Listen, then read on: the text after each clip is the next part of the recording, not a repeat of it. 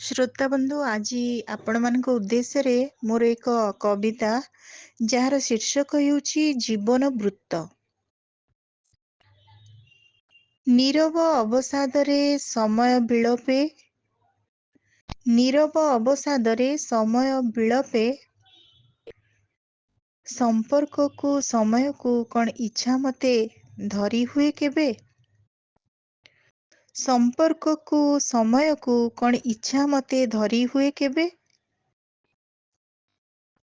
ସେ ଯେବେ ଦେଖେ ସେ ଯେବେ ଦେଖେ ଜୀବନ ବୃତ୍ତର ଯେଉଁ ବିନ୍ଦୁଠାରୁ ଦିନେ ସେ ଆଗକୁ ବଢ଼ିବା ଆରମ୍ଭିଥିଲା, ପାଦେ ବି ସେ ଆଗେଇ ପାରିନି।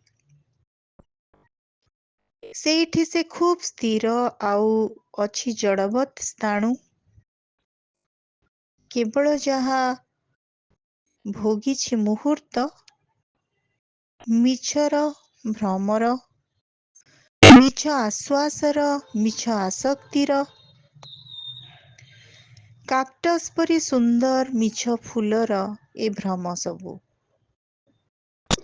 କାକ୍ଟସ୍ ପରି ମିଛ ଫୁଲର ଏ ଭ୍ରମ ସବୁ। ରତ ରତ ମୁହଁ ସଞ୍ଜେ ଅତୀତ ନିଘଞ୍ଚ ବନୁ। ରତ ରତ ମୁହଁ ସଞ୍ଜେ ଅତୀତ ନିଘଞ୍ଚ ବନୁ। ପୋଷ ପୋଷ ଅନ୍ଧାର କେବଳ। ଭ୍ରମଟି ଏଇଆ ଥିଲା ଯେ କାଲିକୁ ଏକ ସୁନ୍ଦର ସକାଳ ଆସିବ।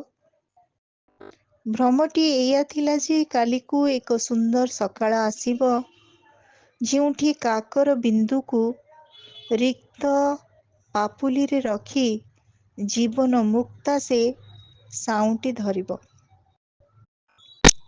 ସବୁ ଖାଲି ଜକ୍ ଜକ୍ ମରୀଚିକା, ସବୁ ଖାଲି ଜକ୍ ଜକ୍ ମରୀଚିକା, ଆଲୋକିତ ମିଠା ପାଣିର ତରଙ୍ଗ ଆଉ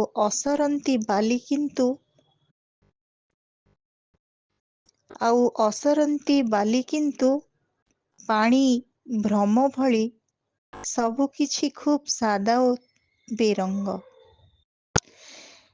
ଏ ସବୁକୁ ସାଉଁଟିବା ପରେ ଥୋପି ଥୋପି ହୋଇ ନିଗୁଡ଼ୁଥିବା ରାତିର କାଳିମା, ଏ ସବୁକୁ ସାଉଁଟିବା ପରେ ଥୋପି ଥୋପି ହୋଇ ନିଗୁଡ଼ୁଥିବା ରାତିର କାଳିମା, ବିନ୍ଦୁ ବିନ୍ଦୁ ଅଶ୍ରୁ ଜଳ, ତା ଭିତରେ ଜଣଙ୍କର ବଞ୍ଚିଥିବା ମୁଁର ଗରିମା। ତା ଭିତରେ ଜଣଙ୍କର ବଞ୍ଚିଥିବା ମୁଁର ଗରିମା।